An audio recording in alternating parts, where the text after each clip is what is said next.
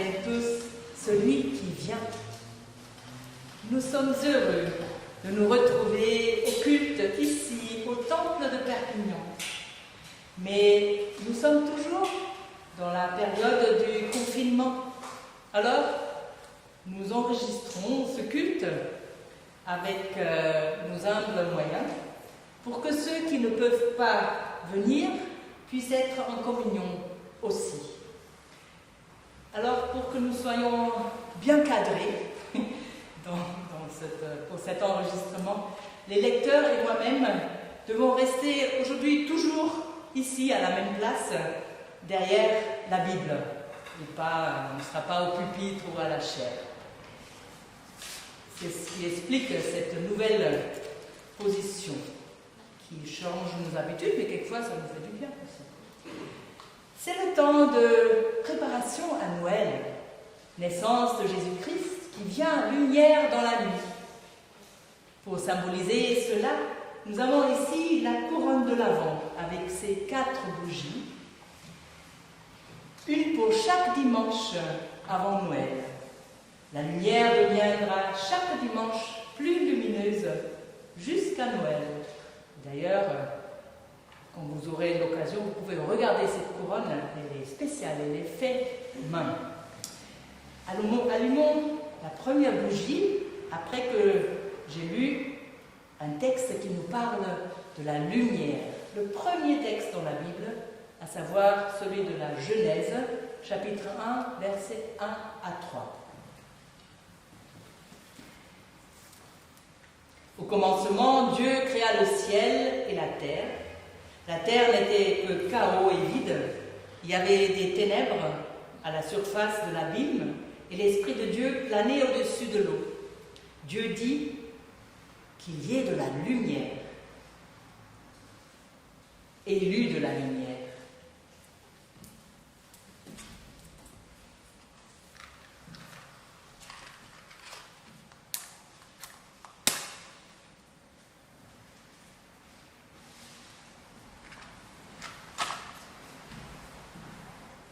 C'est vrai, normalement, j'appelle un enfant à le faire, mais voilà, cette année, c'est un peu différent. Et je vous invite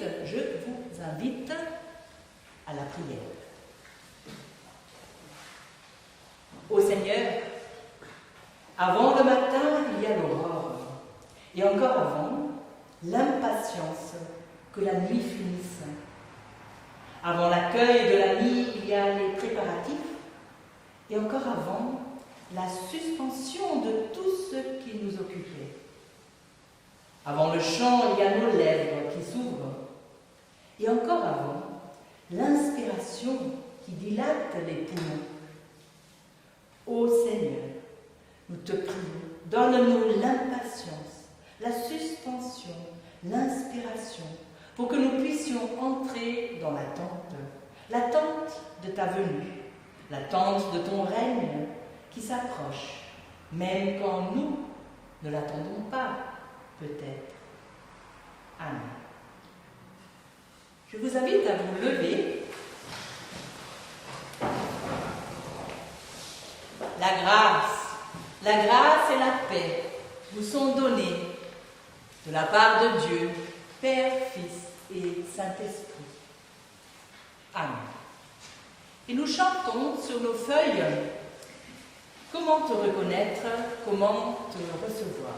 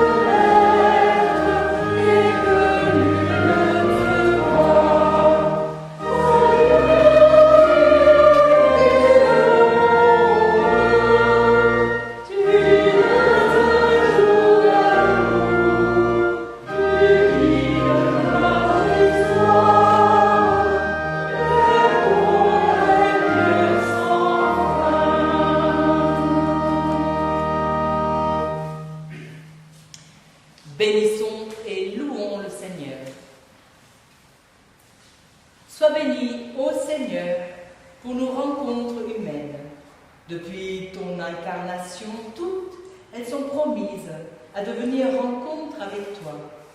Sois béni, ô Seigneur, pour nos chemins de foi, qui depuis Abraham entraînent ce va-et-vient des hommes et des femmes en quête de ta vie.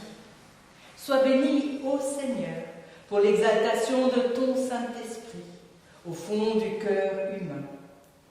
Lorsque tout en lui est pris et surpris à la croisée des chemins, sois béni, ô Seigneur, pour la joie de l'attente de ta venue. Amen. Nous continuons la louange en chantant dans nos recueils de chants « Seigneur, que tous s'unissent pour chanter ton amour ». C'est le 31-20. 31-20.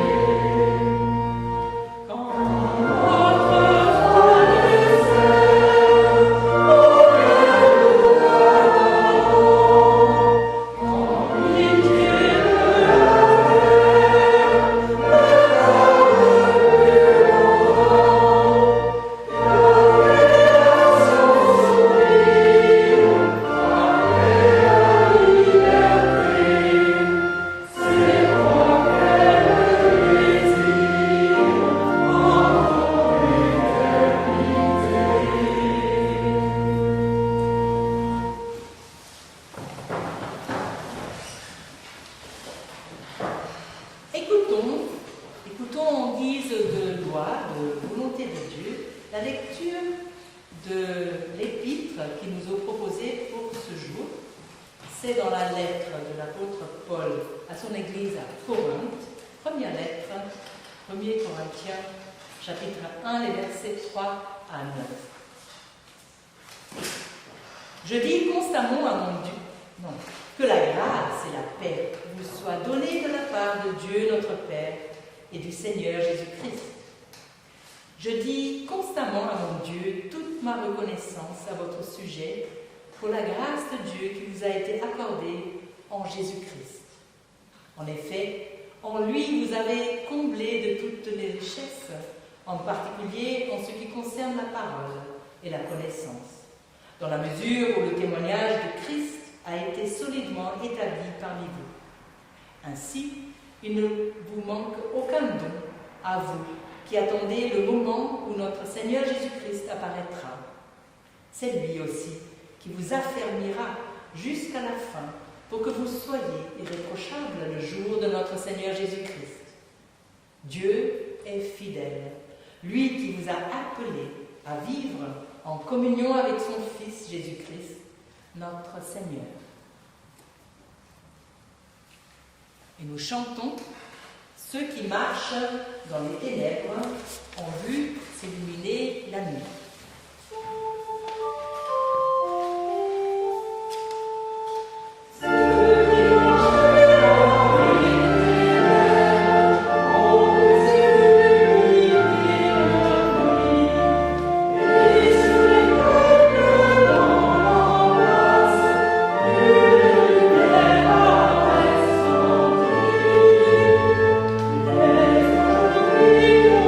Oh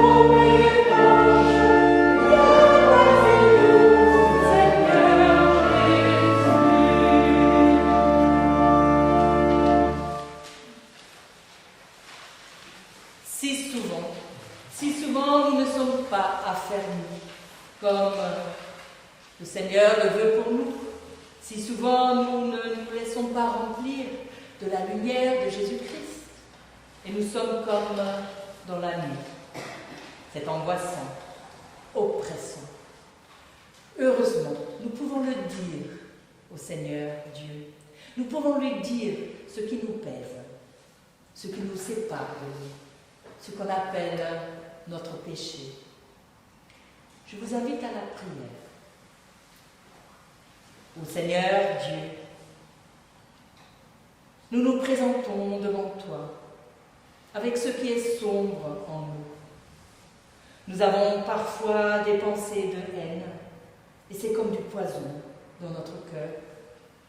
Nous avons parfois peur et nous nous retirons. Nous nous barricadons contre les autres dans notre bulle. Nous désespérons parfois quand nous regardons l'avenir et nous sombrons dans le découragement. Nous t'oublions si souvent quand nous courons dans tous les sens, au lieu de nous arrêter, de prendre de la distance et de te donner la place.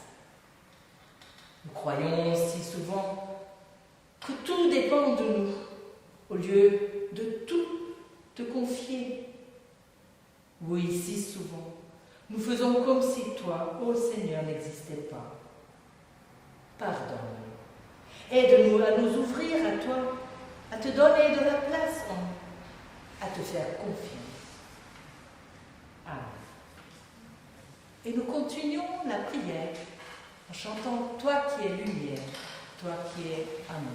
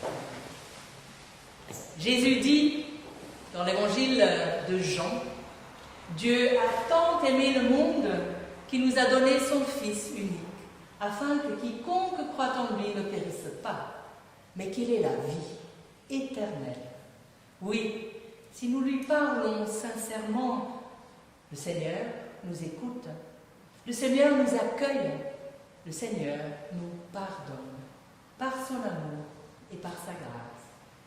Recevez donc par la foi, la confiance en lui, l'assurance de son pardon. Le Seigneur vous maintient dans sa grâce et vous conduit à la vie éternelle. Amen.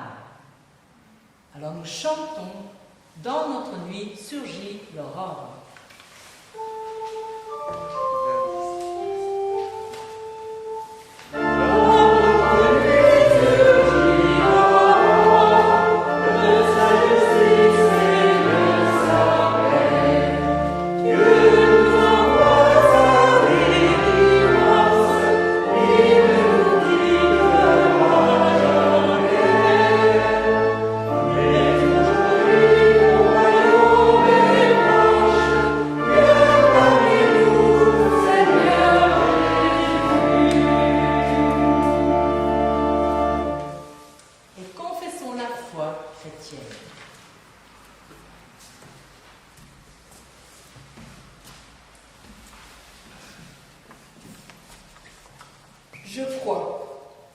Je crois en Jésus-Christ, le Fils unique de Dieu, qui qui s'est fait homme pour que nous ayons pardon, joie et salut. Je crois qu'il est mort et ressuscité pour nous donner la victoire sur la mort et l'assurance de notre résurrection. Je crois qu'il reviendra dans la gloire comme il est venu dans la faiblesse et l'humilité. Par lui, je crois en Dieu, notre Père, le Créateur, qui nous prend pour ses enfants et nous aime comme il aime Jésus-Christ. Je crois en l'Esprit Saint qui demeure en notre esprit et nous atteste que nous sommes enfants de Dieu, qui guide l'Église par l'Évangile et nous révèle la gloire de Jésus-Christ. Je crois l'Église du Christ, secrète et universelle, visible et invisible, pécheresse et pardonnée. Je crois que le royaume de Dieu est notre commune espérance. Amen.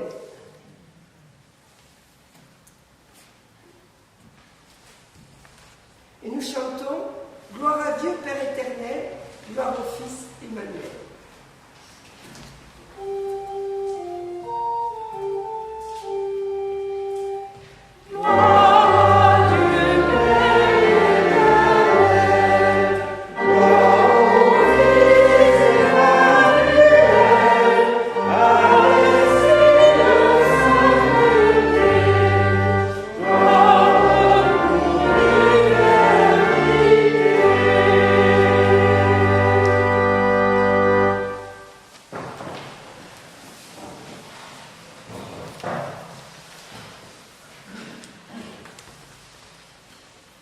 Nous allons maintenant lire et entendre les deux autres textes qui nous sont proposés pour ce dimanche 1er avant d'ouvrir les Écritures. Prions. Ô Seigneur Dieu, nous voici à l'écoute de ta parole. Nous te prions. Mets en nous l'impatience des prophètes et la ferveur des psalmistes. Voici nos cœurs en attente, voici nos vies en partance. Ouvre nos cœurs par ton Saint-Esprit, que ta parole nous ouvre à la rencontre. Au nom de Jésus-Christ. Amen.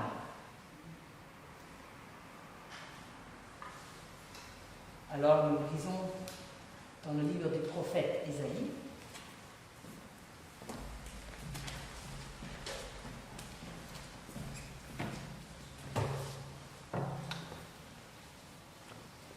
Je vais vous lire dans le livre d'Ésaïe, au chapitre 63, les versets 16, une partie du verset 16 jusqu'au verset 19, et dans le chapitre 64, les versets 4 à 7. C'est toi, Seigneur, qui es notre Père, notre Rédempteur depuis toujours. C'est là ton nom. Pourquoi nous fais-tu errer, Seigneur, loin de tes chemins, et endurcis-tu nos cœurs qui sont loin de te craindre? Reviens pour la cause de tes serviteurs, des tribus de ton patrimoine. C'est pour peu de temps que ton peuple saint est entré dans son héritage. Nos agresseurs l'ont écrasé, ton sanctuaire, et depuis longtemps nous sommes ceux sur qui tu n'exerces plus ta souveraineté, ceux sur qui ton nom n'est plus appelé. Ah, si tu déchirais les cieux, et si tu descendais, tel que les montagnes soient secouées devant toi. Tu surprends celui qui se réjouit de pratiquer la justice. Ceux qui sur tes chemins se souviennent de toi. Te voilà irrité, car nous avons dévié. C'est sur ces chemins d'autrefois que nous serons sauvés. Tous, nous avons été comme l'impur, et tous nos actes de justice, comme les linges répugnants, tous, nous nous sommes fanés comme la feuille. Et nos perversités, comme le vent, nous emportent. Nul n'en appelle à ton nom. Nul ne se réveille pour t'en saisir, car tu nous as caché ton visage. Tu as laissé notre perversité nous prendre en main, pour faire de nous des dissolus. Cependant, Seigneur, notre Père, c'est toi. C'est nous l'argile, c'est toi qui nous façonnes. Nous sommes tous, nous sommes l'ouvrage de ta main.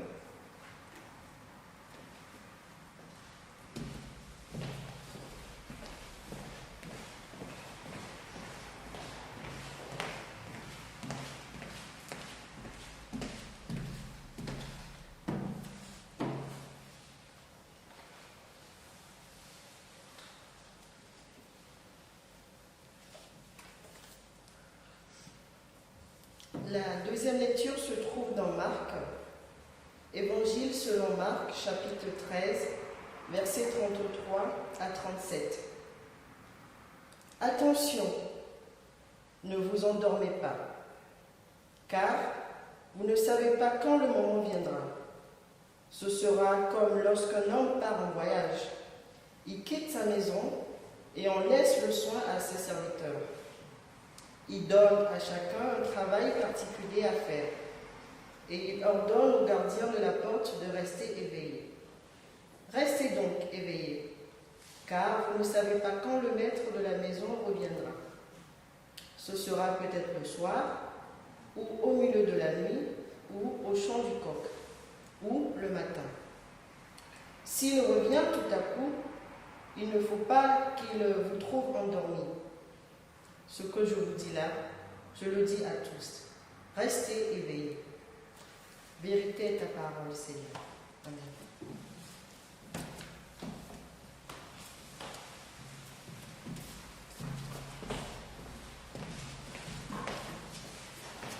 Et je vous invite à chanter au numéro 3110. 3110. Ô viens Seigneur, ne tarde pas.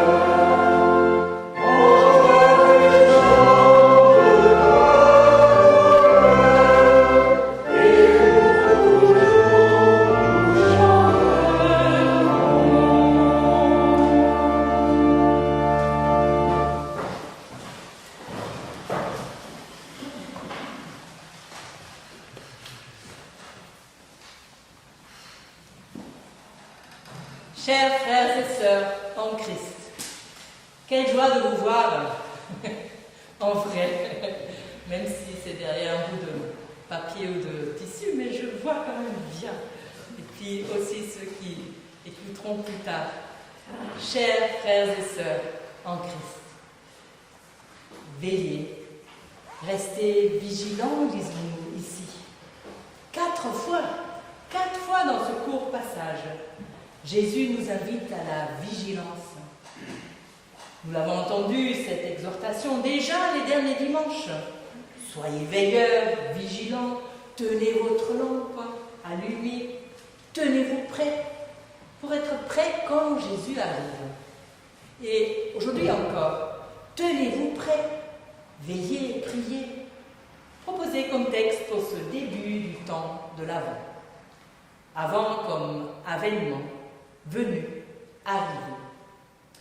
C'est vrai, toute la vie chrétienne est sous ce signe de l'avènement de Jésus-Christ. Sa venue dans notre vie, tous les jours. sa venue sur la terre. À Noël, nativité, en fait symbolisée à Noël, nativité. Dieu s'incarne dans notre condition humaine. Jésus naît. Et sa venue, qui est promise implicitement dans notre texte pour la fin des temps, moment que nous ne connaissons pas encore. Et vous rappelez-vous les derniers mots du dernier livre de la Bible, l'Apocalypse? Maranatha, viens Seigneur Jésus, viens. Nous le prions lors de la Sainte Seine. Notre texte sur la vigilance se situe à la fin de ce chapitre 13 de l'évangile de Marc, qu'on appelle souvent le discours eschatologique, c'est-à-dire discours sur la fin des temps, des fins derniers, ou encore la grande apocalypse, la grande révélation de Marc. Aussitôt après notre passage, l'évangéliste Marc raconte les événements qui mènent directement Jésus sur la croix et puis la résurrection. Comme le fait aussi l'évangéliste Matthieu dans les textes que nous avons entendus les dimanches passés. L'ambiance est tendue. Il faut prendre position. Ce n'est plus le temps des enseignements sur l'amour, sur le pardon, temps des guérisons, comme au début de l'évangile. Prenez garde, lisons-nous alors. Veillez et priez, car vous ne savez pas quand ce sera le moment. Dans le Nouveau Testament, ce mot moment, kairos, signifie un moment très important et magnifique. Par ce mot kairos, bon moment, est signifié une intervention décisive de Dieu, une intervention qui change la situation. C'est un moment de délivrance, de libération. C'est l'inauguration d'une ère nouvelle. C'est donc quelque chose de positif. Un événement comparable à la sortie d'Égypte, l'exode, la libération pour les Juifs. Quand ce sera le moment, lisons-nous. Et il suit dans l'autre passage une véritable petite parabole, comme d'ailleurs dans les autres évangiles synoptiques, Matthieu et Luc, à cette place, presque à la fin de leur évangile. Ces paraboles qui présentent des maîtres qui partent en voyage. Regardons alors. Le maître est absent. Il faut l'attendre. Vous voyez, l'important ici n'est pas que le maître soit ailleurs, mais qu'il revienne. Il faut l'attendre. Cependant, ce qui est vraiment important dans notre texte, c'est que cette attente n'est pas passive.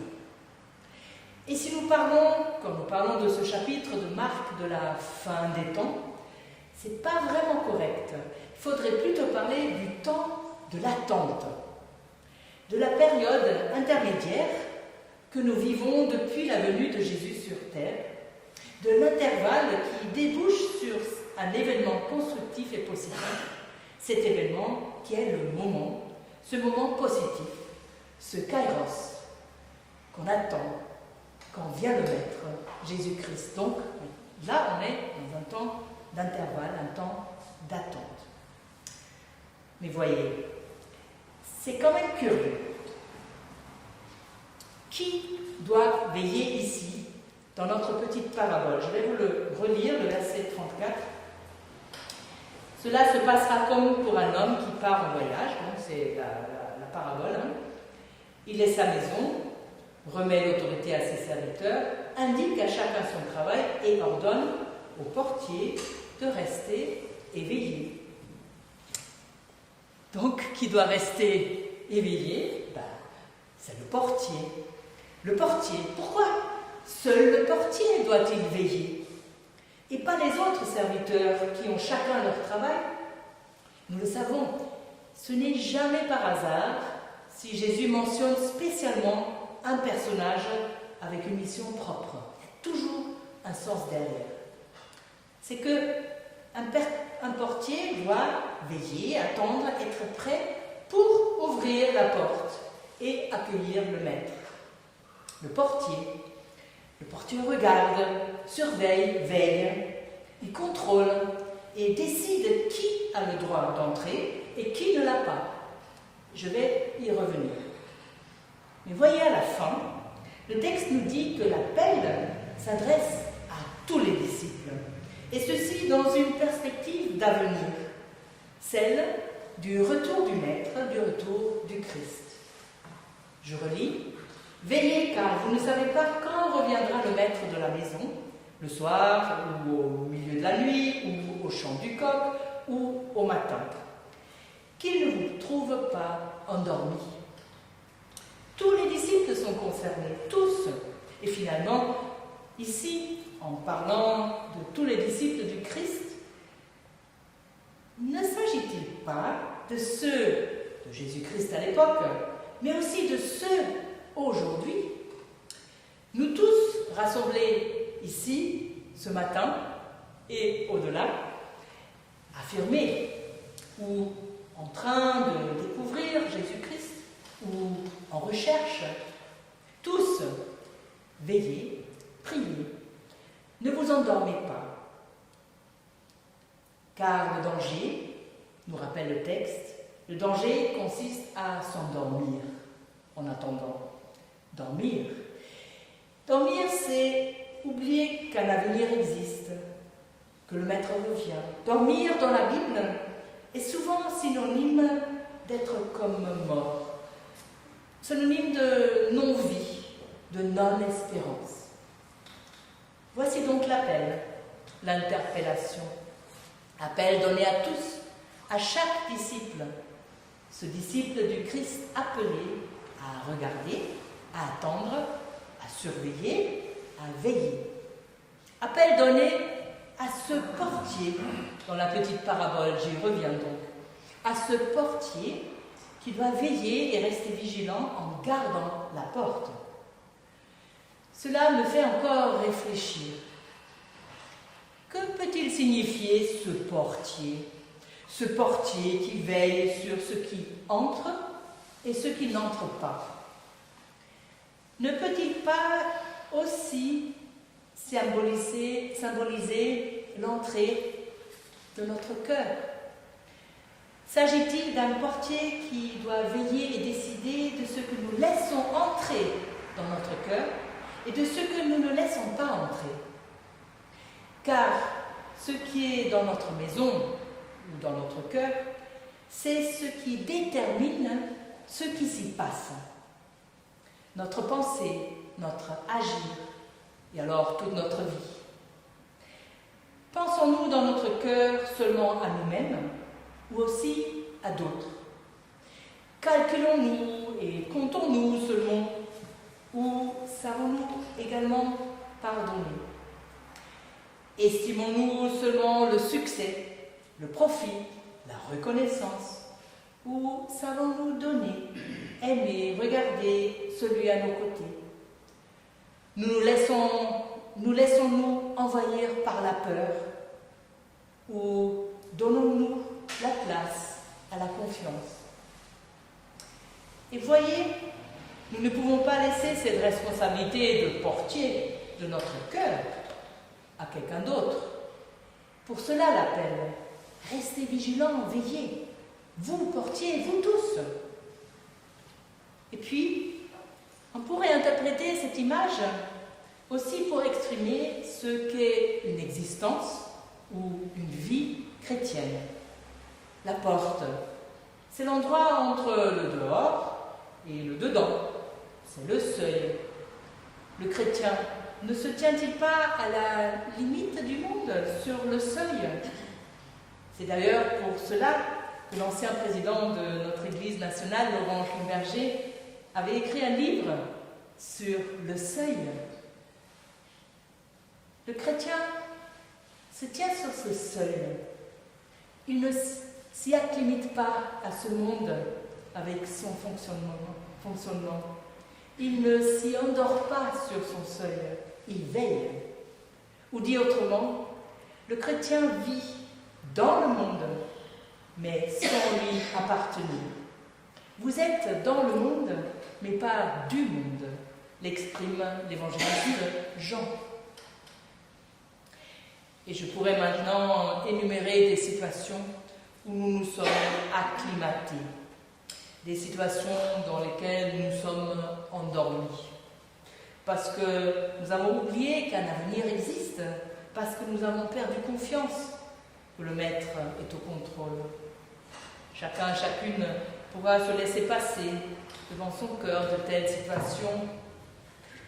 Et c'est pour cela que nous avons, au début du culte, la prière de repentance. Mais voilà que dans notre texte, au milieu et en face de toutes ces situations d'assombrissement et de sommeil, arrive cet enseignement et cet appel de Jésus, veillez, priez et veillez.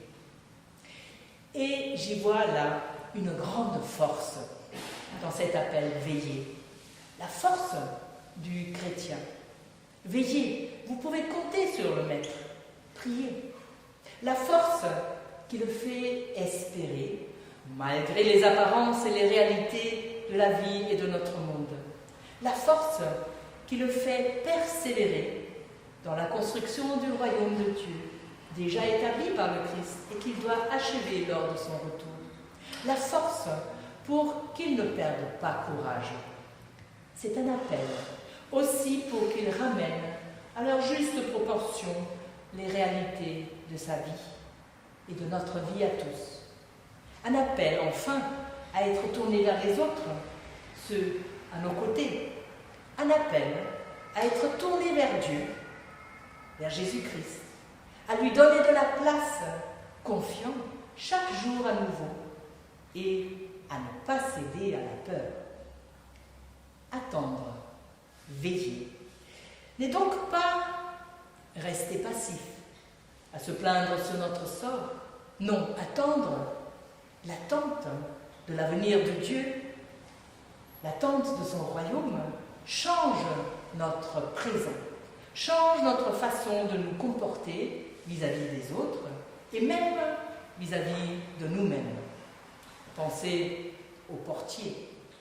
Attendre, veiller change notre façon de concevoir notre monde, dans le monde, mais pas du monde. Ce que je vous dis, je le dis à tous, veillez, priez. Amen.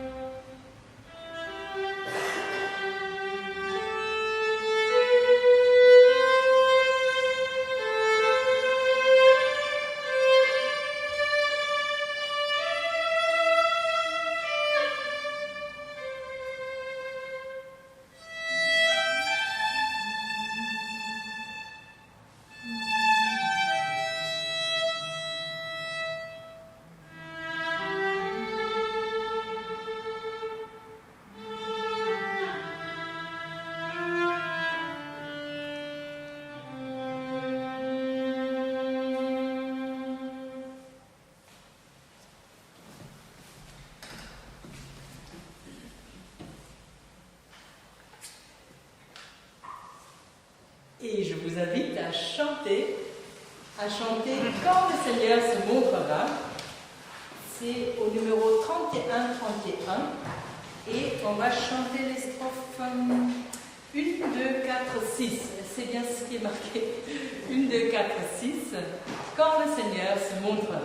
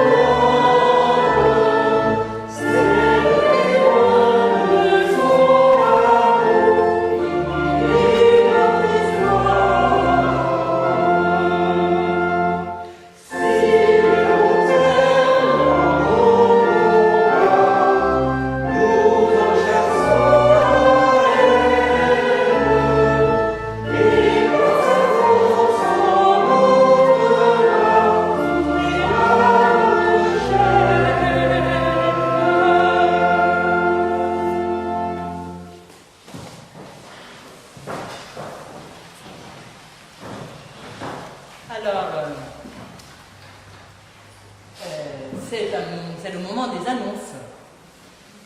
Bonne nouvelle, la preuve. Nous pouvons reprendre nos cultes. La preuve, nous sommes tous là. Même si c'est encore un peu compliqué. Alors, gardons les consignes sanitaires. Tout à l'heure, quand nous sortons du temple pour se parler, ce qui est magnifique, hein, c'est important de se parler, c'est une grande joie, mais qu'on on le fasse dehors, il fait beau, il y a du soleil, et nous le fassions sur le parvis et pas dans le temple où on se agglomère, comme on dit. Voilà. Et parce que... Voilà, je tout dis. Bon, c'est pour ça aussi qu'on n'a pas encore beaucoup d'activités. Hein. Et bon, il y a plein de choses qui se passent, mais pas en se rencontrant. Mais nous aurons le culte dimanche prochain, ici même.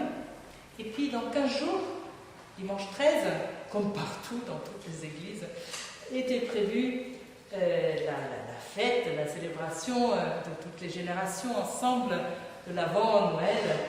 Et bien sûr, on ne pourra pas le faire comme on le fait normalement, mais on va faire quelque chose. Nous sommes en train de voir, de toute façon, il y aura 2 célébrations. Le culte du matin à 11h et une célébration à 3h30. Et il faudra se partager, hein, parce qu'on ne peut pas être trop de monde dans le temple. Voilà. Après, les choses plus concrètes, on le voit au fur et à mesure, parce qu'il y a tellement de changements tous les jours. Donc, sachez déjà qu'on va se partager pendant ce dimanche 13 décembre pour être dans la joie quand même, ensemble. Puis ça ne sera pas avec les scénettes, avec les enfants et tout ça, ça sera différent, mais joyeux aussi. Voilà, j'ai dit ça. Ben voilà, on va vous tenir au courant. Je regarde Mimi, notre présidente, je dis ça pour... Nicolas, oui. le marché de Noël aussi. Oui, alors il y a le marché de Noël qui se fait. Tiens, tu veux venir le dire? Ou je le dis à ta place? D'accord, merci de me rappeler. C'est le 12, donc le samedi 12, 9h à midi ou 9h peut-être à 14h. 9h à 14h, en bas dans la salle. Et devant, en fait, voilà. Donc, avec plein de bonnes choses, il y a plein de bonnes confitures, je sais déjà. Et certainement d'autres. Qu'est-ce qu'il y a encore? Des gâteaux. Avec le masque, on n'entend pas tout. En fait, vous savez qu'il y a toujours des bonnes choses et encouragez aussi ceux qui ont fait ça. Et vous savez que c'est pour l'entraide, donc l'argent qui est gagné est pour pouvoir aider. Donc, c'est raison de plus pour venir et acheter ces bonnes choses. On se fait du bien à soi-même et à l'autre. Donc, samedi 12. Et oui, nous avons reçu nos lectionnaires pour l'année 2021. La parole pour tous, la bonne semence et notre pain quotidien. Et on peut l'acquérir à l'entrée du temple. Voilà. Rabais? Oui? Merci. Voilà, c'est bien. Pour chaque jour, une aide à la discipline de la prière. Quelquefois, on a besoin d'une béquille. Et puis, ça nous nourrit. Et puis, nous prions pour la carte. Tu veux venir dire, Françoise? Attends, viens de ce côté.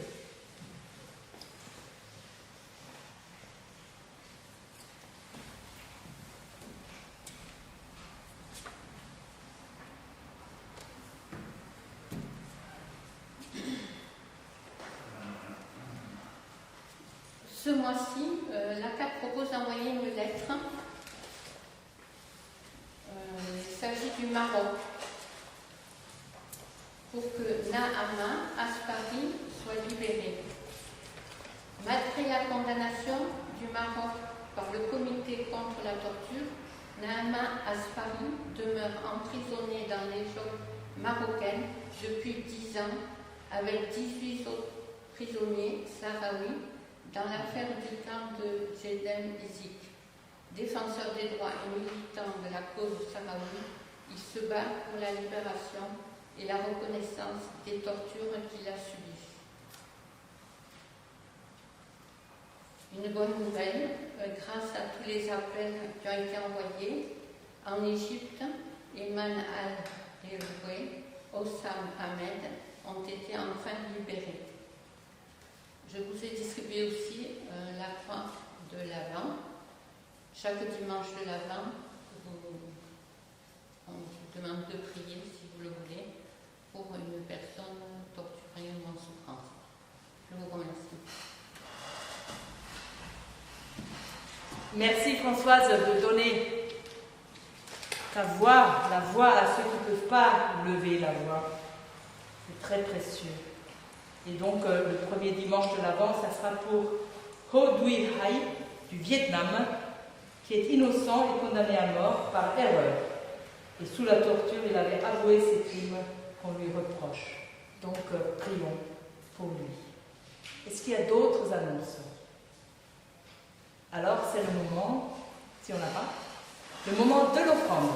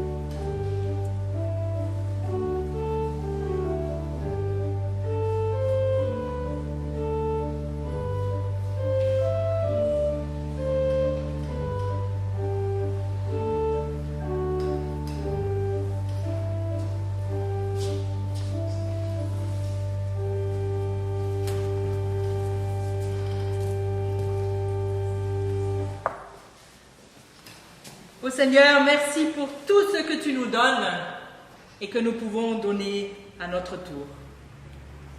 Donne ta bénédiction pour le service de l'Église. dans son sein et vers l'extérieur. Amen.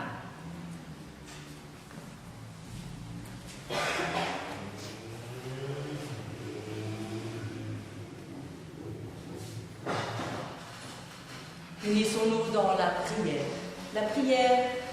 les uns pour les autres.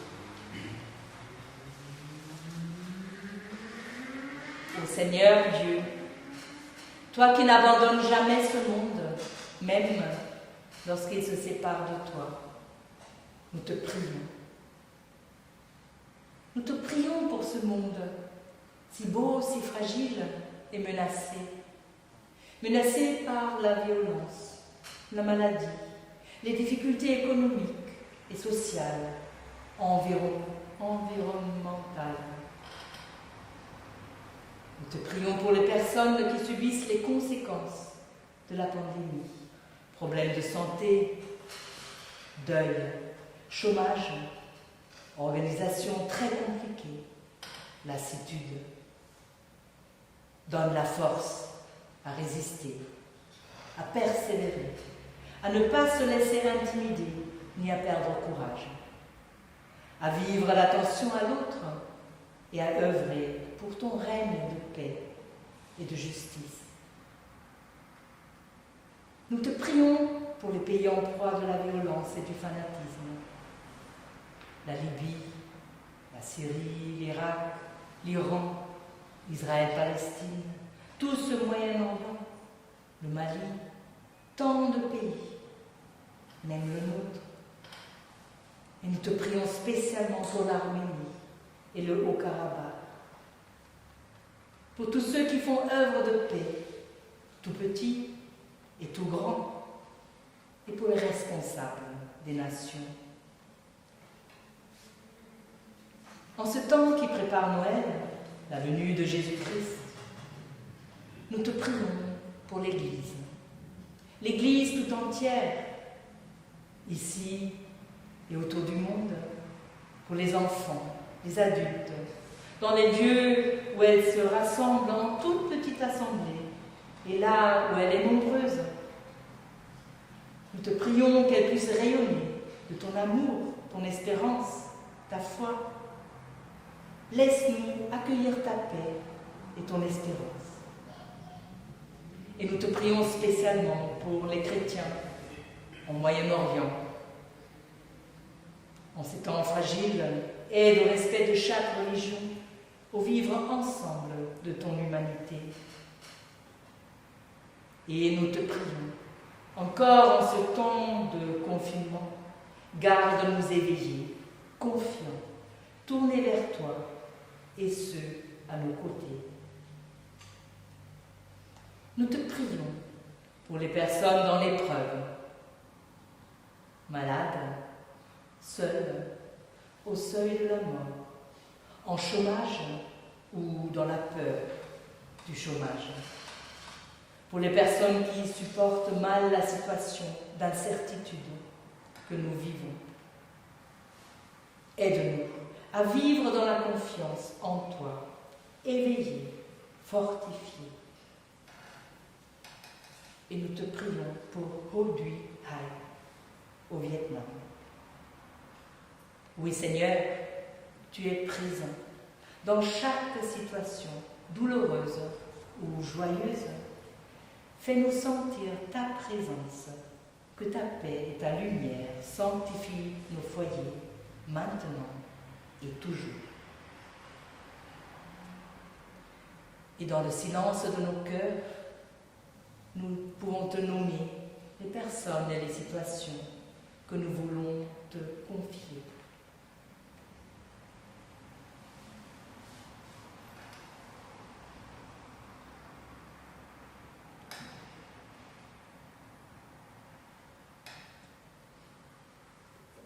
Ô Seigneur, qui nous entend quand nous crions, ou quand nous murmurons, ou quand notre prière reste toute cachée dans notre cœur.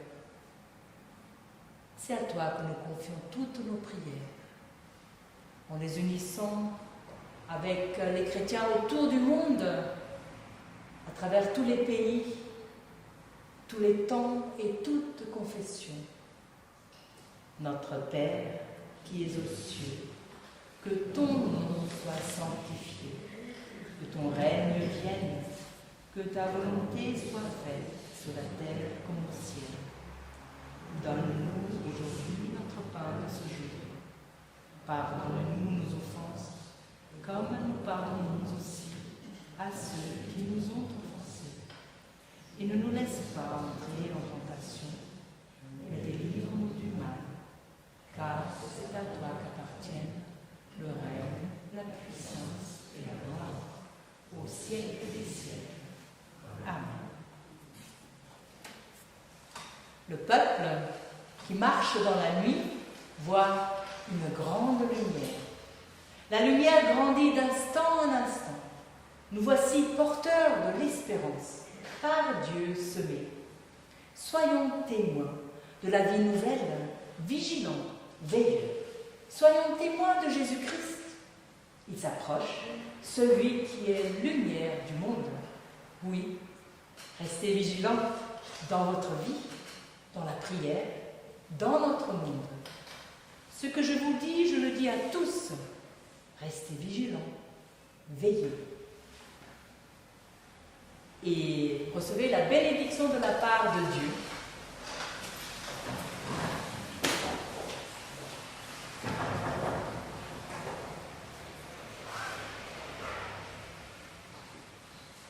Que Dieu de paix et de lumière soit et demeure avec vous, le Père, le Fils, le Saint-Esprit.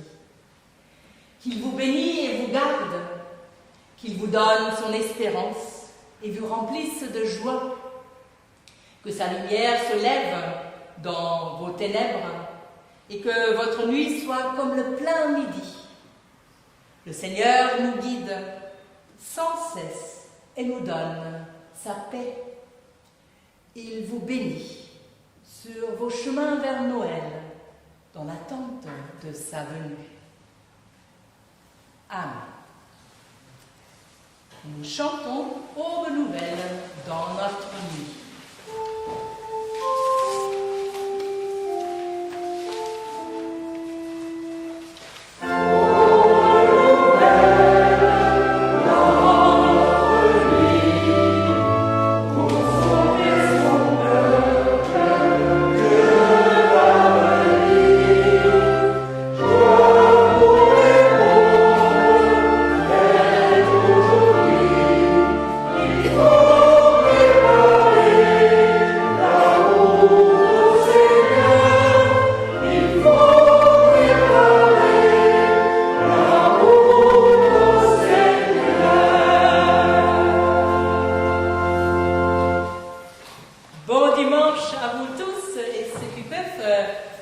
Écoutez encore un peu le morceau d'orgue en vous asseyant. Bon dimanche.